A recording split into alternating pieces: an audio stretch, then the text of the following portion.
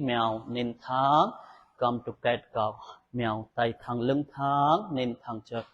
slowly từ đầu lên mắt lên ninh lên từ nào hít từ vào đầu lên cầu chân phải lên cao ninh lên mắt lên từ chân phải lên thò ra chân phải gấp đầu xuống đo chập chân now hít từ vào chân lên lift your right leg up thò ra chân gấp đầu xuống đo chập chân get your knee on your nose now hít từ vào lên chân lên một lần nữa thò ra chân gấp đầu xuống sit cùng squeeze your belly now hít từ vào lên thò ra từ xuống now hít từ vào lưng quay last one chân quên hold still 1 2 3 4 5 6 thò ra chân gấp đầu xuống đo chập chân 1 2 3 4 5 6 từ chân phải sang phải chân thẳng take your right leg right side hai tay lên trời lưng thẳng lên thẳng then now hít từ vào thò just slowly tay chạy xuống ninh lên mắt lên drop your left palm left side 1 2 3 4 5 6 then now hít từ vào hai tay lên hai tay đắng tay thò ra slowly từ bên phải ninh lên mắt lên bend your body right side 1 2 3 4 5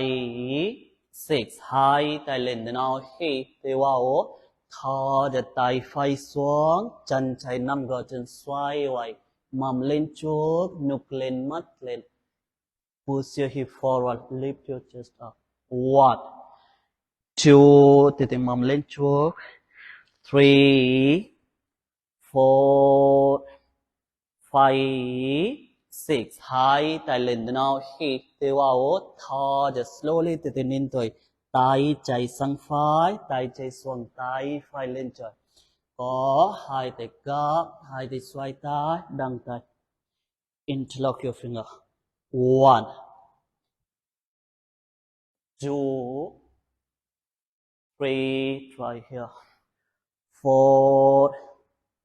5 6 hai tay lên nên thẳng lưng thẳng then now hít thò ra đôi tay tay chạy xuống xoay quay mầm lên chụp gấp lưng cô bẹt chân phải thẳng 1 2 3 4 5 6 đầu lên hai tay lên then now hít từ vào thò just slowly tay phải sang trái chân chạy nằm gò chân trời slowly từ đầu xuống quay xuống tay chạy lên mắt lên ninh lên drop your head drop your right shoulder 1 try to pinch your left ankle 2 3 4 5 6 ok đầu lên hai tay lên then now hít thò ra hai tay xuống mèo chân phải gấp lưng thẳng nín thẳng đôi chân trên your leg then now hít từ vào đầu lên slowly chân chạy lên cao lift your left leg up thò ra chân gấp đầu xuống đo chập chân tiếp then now hít từ vào chân lên cao ninh lên mắt lên thò ra chân gấp đầu xuống một lần nữa nào hít từ vào one more thò ra gập chân nào hít từ vào lưng quay last one chân quay hold still 1 2 3 4 5 6 thò ra chân cấp đầu xuống 1 hít thở bình thường 2 3 4 5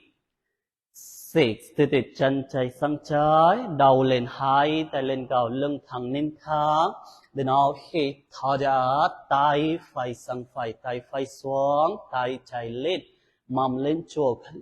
1 2 3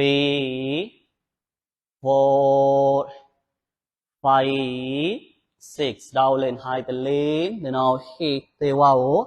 thở just slowly từ từ bên trái tay thẳng từ từ xuống 1 slowly từ từ chân thẳng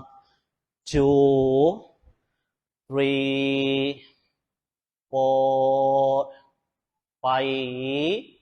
6 hai tay lên nên thẳng lưng thẳng then nào hít thở just tay chạy sau slowly từ từ tay chạy xuống chân phải nằm gõ chân mầm lên chút xoay vai cô lên trời cô lên 1 2 3 4 5 6 hai tay lên nên thẳng then nào hít thở just tay phải sang trái tay chạy lên ninh lên mắt lên cô lên slowly từ từ chân thẳng trời đầu lên núp lên lift your chest up 1 2 3 4 5 6 đầu lên 2 tay lên nhìn thẳng then nào hít thở cho đôi tay tay phải sau chân phải nằm gõ chân cô lên cô lên cô lên 1 2 3 4 5 6 đầu lên 2 tay lên then nào hít tay vào thở just slowly tay chạy sang phải chân phải nằm gõ chân quay xuống đầu xuống tay phải lên cao drop your shoulder drop your head look up 1 2 3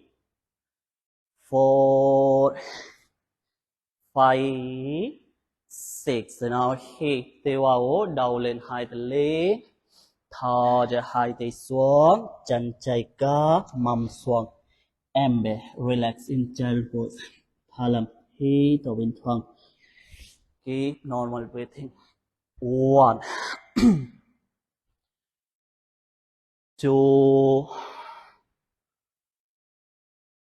3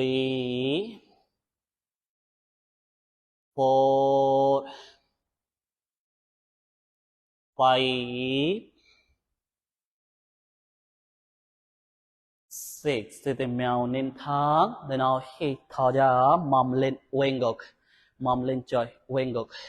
downward facing dog hít thở bình thường tay thẳng chân thẳng từ từ lưng thẳng quay xuống push your shoulder down 2 3 từ từ cột chân xuống drop your heels 3 4 5 6 từ từ chân phải lên cao then nào hít tay vào lift your right leg up thở ra chân phải lên trước slowly chân chạy gối xuống trời drop your left knee đầu lên chân phải trên môi đầu đầu lên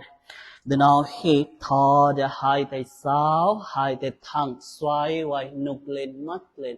từ từ mầm xuống push your hip down look up 1 2 từ từ mầm xuống 3 4 5 6 hai tay lên then nào hít thở ra 2 tay xuống slowly chân phải thẳng 2 tay cặp đầu xuống đo chập chân phải mùi chân lên lift your right toe up 2 3 4 5 6 từ chân phải cặp nên tháng then now hít thò cho chân chạy lên chuột slowly từ chụp chân both feet together cúi xuống đầu xuống đo chập chân bend forward hít ở bên thẳng sit bằng hợp bằng hai tay cặp chân thẳng lưng thẳng đầu lên hai tay lên cao then now hít tay vào hai tay chắp tay slowly từ ung lưng go back bend your back cô lên chưa thò ra cúi xuống hai tay sau lưng hai tay đăng tay từ cúi xuống đo chập chân tay lên cao cô lên chơi cô lên hai tay đăng tay cô lên từ hai tay xoang nên thẳng từ nào hít thò ra chân phải sau chân phải gối xuống hai tay lên cao từ nào hít tay vào hai tay chắp tay mầm xuống ha. Push your hip down, look up, jump and hold, it's there. 1, 2, 3, 4, 5, 6. Hai tay sau lưng, hai tay đăng tay, từ mầm lên chân chạy thẳng, then now hít thở ra, cúi xuống, đo chập chân tay lên cao. Slowly try, keep your left leg straight. 1, call it. 2, 3,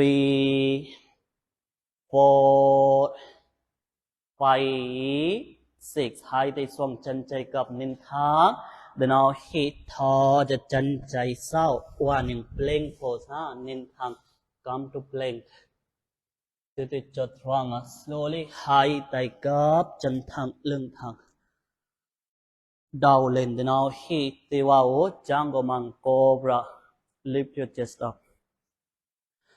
Thở ra wing gọc downward dog mầm lên hít ở bên thẳng cô lên chơi cô lên. 1 hít ở bên thẳng keep normal breathing. 2 từ cột chân xuống có mùi chân lên if you can lift your toe up little bit. 1 2 3